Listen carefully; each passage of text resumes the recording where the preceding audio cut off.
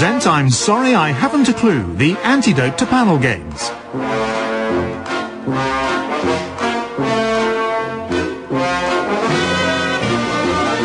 At the piano is Colin Sell, and your chairman is Jack Dee.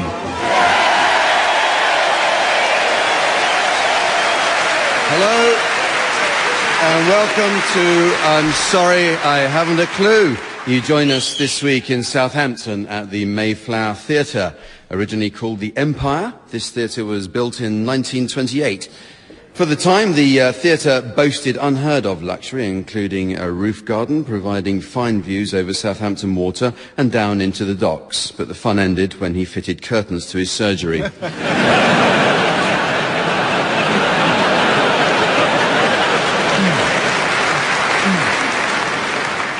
Prices for the best seats in the Grand Circle were typically 28 pence, and you could get a seat in the balcony for just 6 pence. But back then, a 4-bedroom house in Southampton cost £700. You'd be lucky to get anything like that price today. At a memorable Sunday afternoon concert in 1945, Ted and Barbara Andrews introduced their 10-year-old daughter Julie to this very stage. She stood on her box and began to sing, and we all know what happened to young Miss Andrews after that. She was rubbish. So she went into the family liver salts business.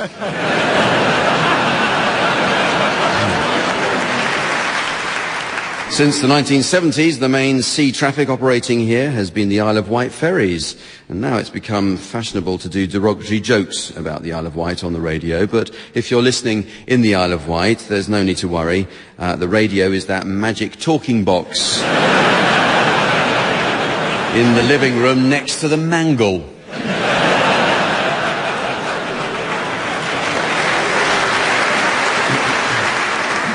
Southampton is also notable as the home of the world-famous Ordnance Survey. It's recently been discovered that board surveyors put jokes in the early maps. In Lincolnshire, there's a contour line in the shape of a baby elephant.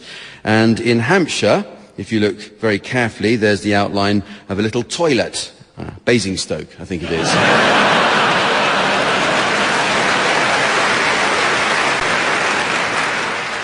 Let's meet the teams. On my left, Barry Cryer and Graham Garden.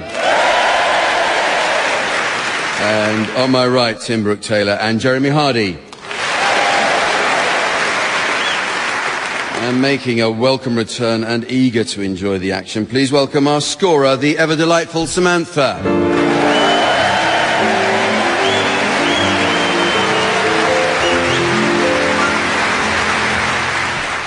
Okay, we start with a round which does exactly what it says on the tin, may cause drowsiness.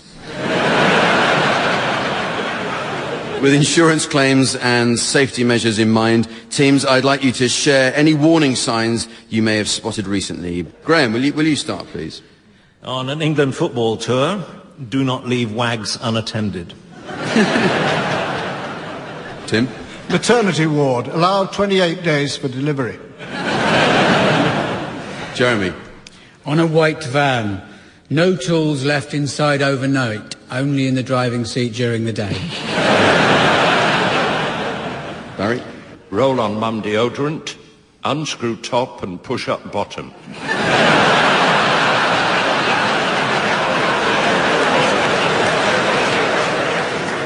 Warning, Lord Mandelson, caution, could be slippery when talking.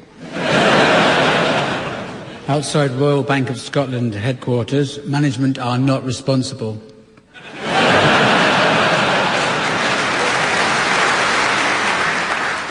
On a pair of Y fronts, warning, may contain nuts. On a birthing pool, may contain nudity and strong language from the outset. Any resemblance to actual persons or events, living or dead, is unintentional and purely coincidental. News of the world. On a portion of spare ribs, contents are ribbed for your pleasure. On a box of free-range eggs, batteries not included. This door is alarmed, and the window's a bit jumpy too.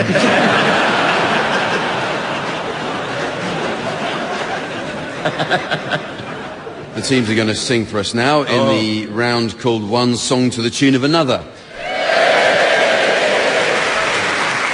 Now, you'd need to have been cut off from the comedy business for 35 years not to know how this works. So, teams, this is how it works.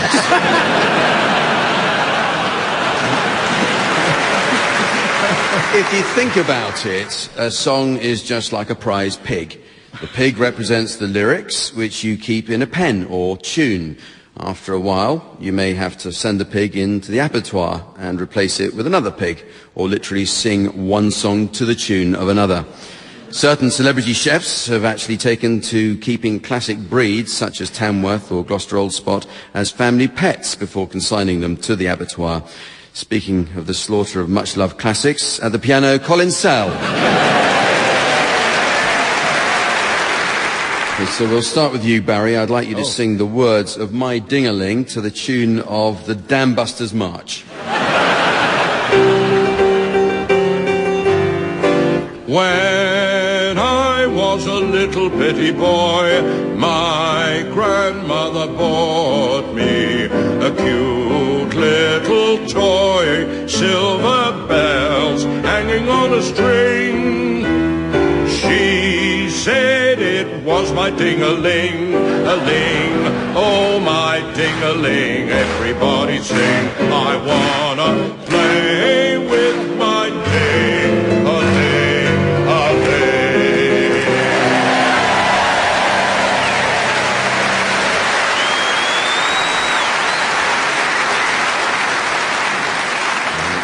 Thank you very much, Barry. It's like doing a show in sheltered accommodation.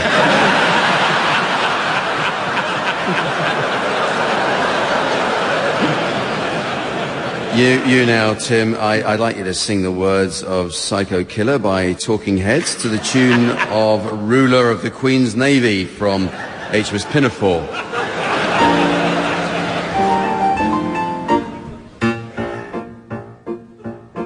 I can't seem to face up to the facts. I'm tense and nervous and I can't relax. I can't sleep 'cause my bed's on fire. Don't touch me 'cause I'm a real live wire. Psycho killer, qu'est-ce que c'est? Fa fa fa fa fa fa fa fa fa. Psycho killer, qu'est-ce que c'est? Fa fa fa fa fa fa fa fa fa. Better run, run, run away. Psycho killer, qu'est-ce que c'est? Fa fa fa fa fa. Better run, run, run, run away. Run, run, run, run away. You start a conversation, can't even finish it. You're talking a lot, but you're not saying anything. You start a conversation, you can't even finish it. You're talking a lot, but you're not saying anything.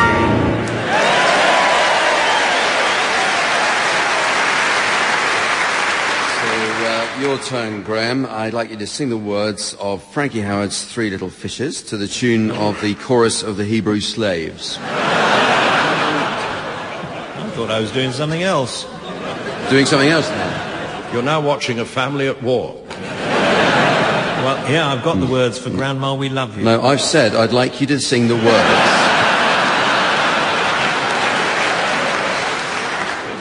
What is this position if I'm not in charge? Have you got the right words? We wanted Graham Norton.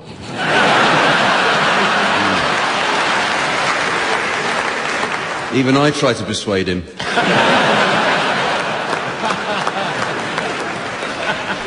Your turn, Graham. I'd like you to sing the words of Grandma, We Love You to the tune of O Sole Mio.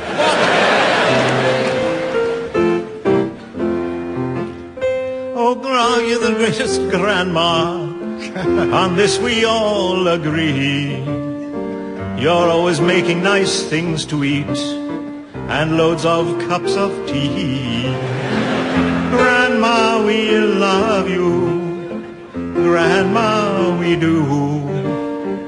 Whenever we are far away, we always think of you. You're a very lucky grandma.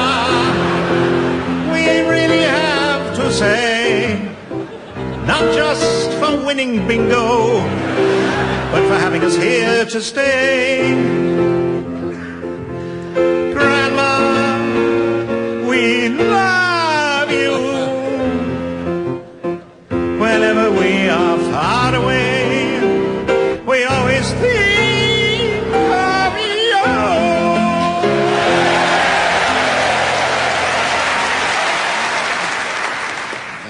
And finally, Jeremy, I'd like you to sing... Well, actually, I'd just like you to sing. I'd like you to sing the words of So Macho by Sunita to the tune of the Marseillaise.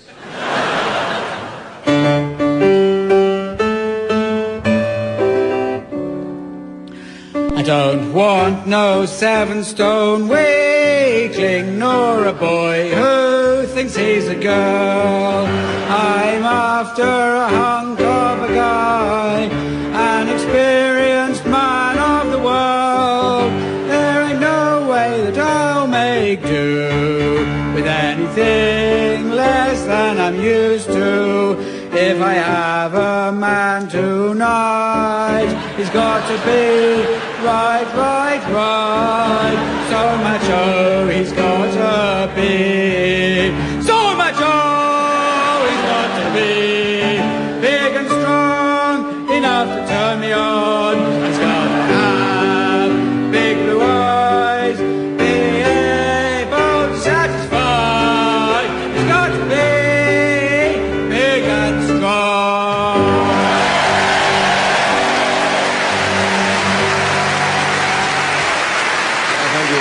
Thank you, Jeremy. And they weren't laughing at you. The next round is about telephone communication, although it seems these days you never actually get to speak to a real person. Bearing in mind that most of us only ever speak to machines, the teams are going to imagine what voicemail messages might have been left on the answer phones of various historical figures. Okay, so I'll start you off with this answer phone message. Belay there, me hearties. You have reached the instrument of Admiral Lord Nelson. I'm out at the moment, rounding the horn. Please leave a message after the tone. Off you go. Hello, cheeky sailor. Napoleon Bonaparte speaking, but you can call me Boney, and you know why. My little broccoli spear. My fleet is heading for Trafalgar, but I'll be with you at half-time, so polish your column, you naughty mange do. Be happy, love nappy. Hello, Emma Hamilton here. I count the hours until once more I'm in your arm.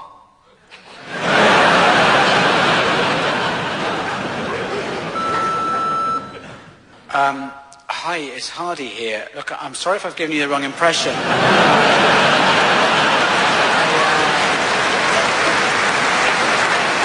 I really like you as a friend, and I respect you as an admiral. It's just, I just don't think about you in that way. It's kind of maybe more like a brother. Anyway, I'm cool about it, so I hope it hasn't spoiled things, because, I'd hate that. Anyway, okay, take care. Bye.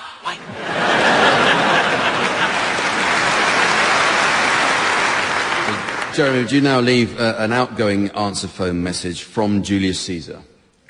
Hello, Julie here. I'm on tour at the moment. If it's about work, please call my agent, Cliffordus Maximus, on VII, VIII, IX, Otherwise, call the mobile. VII,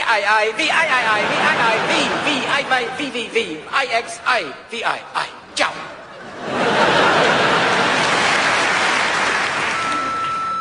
Julius Caesar, sorry to hear you're out. Hope you come back to Britain soon for fun and games. Your friends Vaney, Vidi and Vicky. Hello, Mr. Caesar. This is Jack calling from the Regional Planning Office regarding your planning application to divide all Gaul into 3 parts. Just to confirm, it is 3 parts, not 4, as that would require an RPO 57/Y.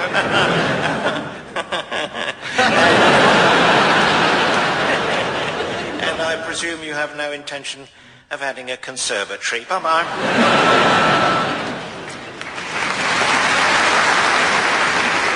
So, Tim, now perhaps you'd leave an answer phone greeting for Joan of Arc. Hi, Joan of Arc ici. Believe me, I'm hot, very hot. Please leave a message, no faggots, I've had enough of them. Philippe Philop here, shoes you choose. Your asbestos fireproof Wellingtons are ready. Get round here, hot foot, no offence. Love you, Johnny. Hi, are you satisfied with your current fuel supplier? Why not ensure winter warmth at manageable prices with British Gas?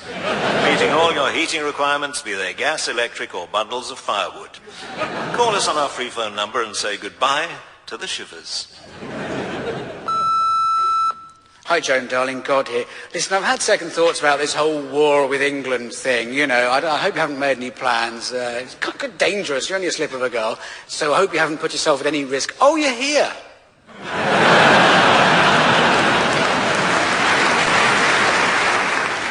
Moving on, the teams are going to take a look at the world of celebrities next. But first, I'm sure every Radio 4 listener will have been saddened at the news of Peter Andre and Jordan's separation.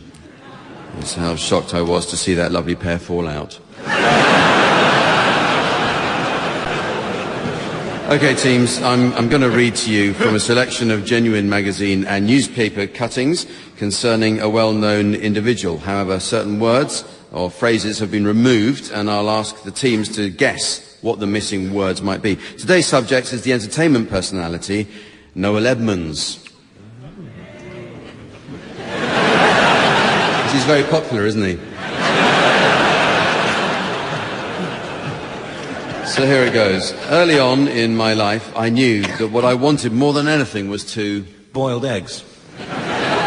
The actual answer is be on the radio. The BBC would not even grant me an interview, but I kept bombarding the pirate radio stations with tapes that I made in the tiny studio I'd created in my... beard. in my bedroom. Eventually, I was given a job making trailers and... sometimes caravans. competitions for Radio 1. This gave me the opportunity to be around the studios at every hour of the day, and I quickly set about making myself... unpopular. as useful as I could. I was absolutely positive that one day this approach would produce an opportunity, and sure enough, when Kenny Everett contracted flu with just 24 hours' notice, I was asked... Have you just been to Mexico? I was asked to present his Saturday morning show. The station intended to call me by a name they already had in a jingle package. It rhymed with anchor. Randy West. I was very tired by the time House Party ended, and I think the viewers were probably tired long before that. Tired too. 6 years when I wasn't on screen, I was farming in Devon. I've given a foal mouth to mouth. It's hard, you can only... see each other on visiting days.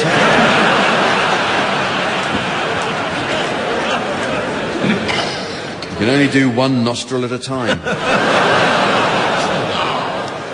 Don't you know about orbs? Orbs are little bundles of positive energy that look like little round planets, but they come in all shapes and sizes. Conventional photography can't pick them up, but... curb crawlers can. But digital cameras can. I've got loads of photos of me at home with 2 orbs that visit me. The 2 that I have are about the size of melons. I like to think they are... the Mitchell brothers. I like to think they're my parents. It's bonkers how huge Deal or No Deal has become. It's a fascinating format because if you think about it, it's... rubbish. incredibly complex is what he said. I don't see it as a second chance. I see it as... one final desperate throw of the dice. a fresh era. The fastest I've ever driven is 186 miles an hour. I was completely... pissed. completely naked. Oh, no. I thought I'd take it out for a breather, the poor thing.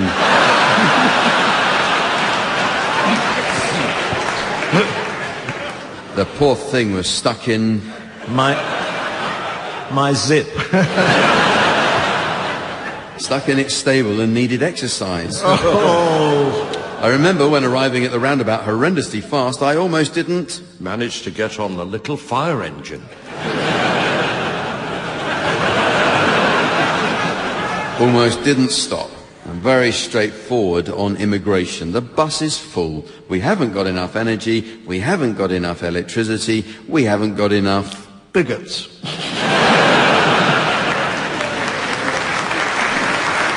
We've got enough of a health service, is what he said.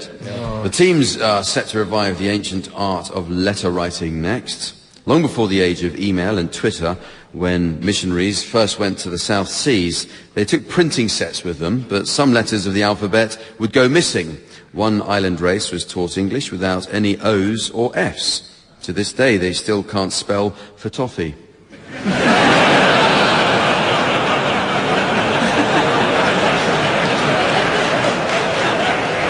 Although I thoroughly recommend their edition of the Count of Monte Cristo.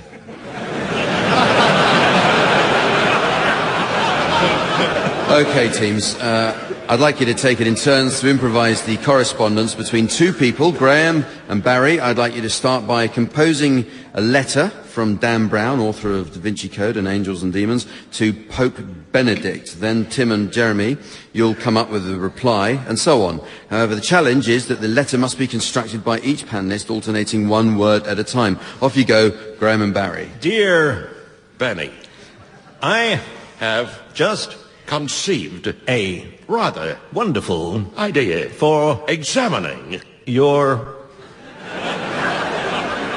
life, because I always thought that you were Jewish. However, I have discovered that you are not Jewish. but Amazingly, I find that you are German. therefore It behooves me to ask you if I can write this story in English which will entail voluminous yet scanty, although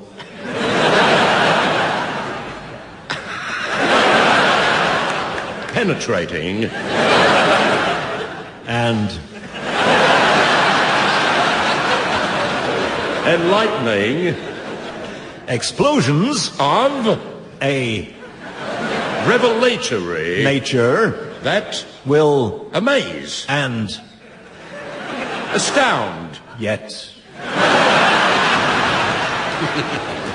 lull the audience into a coma.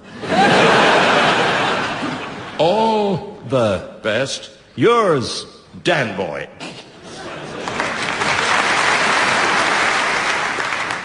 Jeremy and Tim, do you want to reply to that? Dear, Daniel, got your message. yesterday. What Did you really mean what you say in your letter I am apoplectic? as If you think you can make a film without me in it then you are very much mistaken. I want to be a big star in the movies and shine all day long. I am singing your praises and talking to my wife Brian who is from Penge lots of love from your holiness Papa the 123rd. Pope. Kiss, kiss.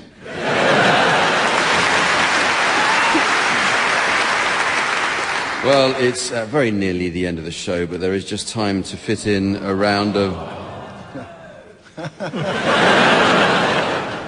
Are you stupid or something? There is just time to fit in around a bankers' film club. Samantha is off to meet her gentleman friend who's trying to raise the money to buy a large detached house. But the banking crisis has caused him problems investing his cash, and it's even affecting their relationship. Samantha says he'd put it in, lose interest, and take it out again, and now he can barely manage a semi.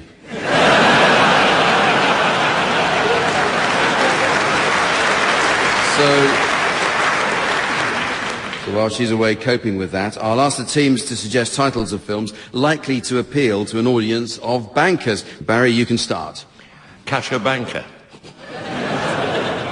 Tim. Hey up, I could have been a contender. That's Northern Rocky. Jeremy. The Da Vinci pin number. Graham. Bernie Madoff, Prince of Thieves.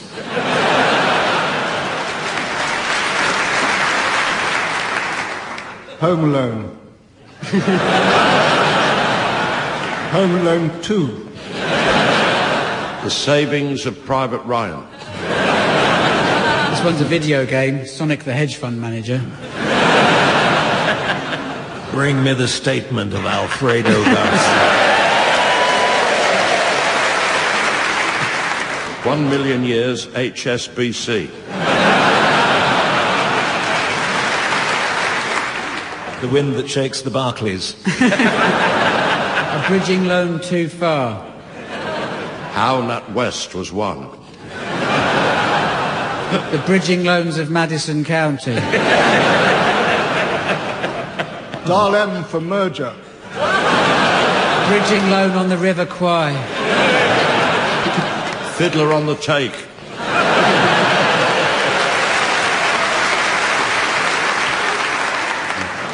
And so, ladies and gentlemen, as the curious kitten of time peers through the washing machine window of fate, before the housewife of destiny opens the door to let it out,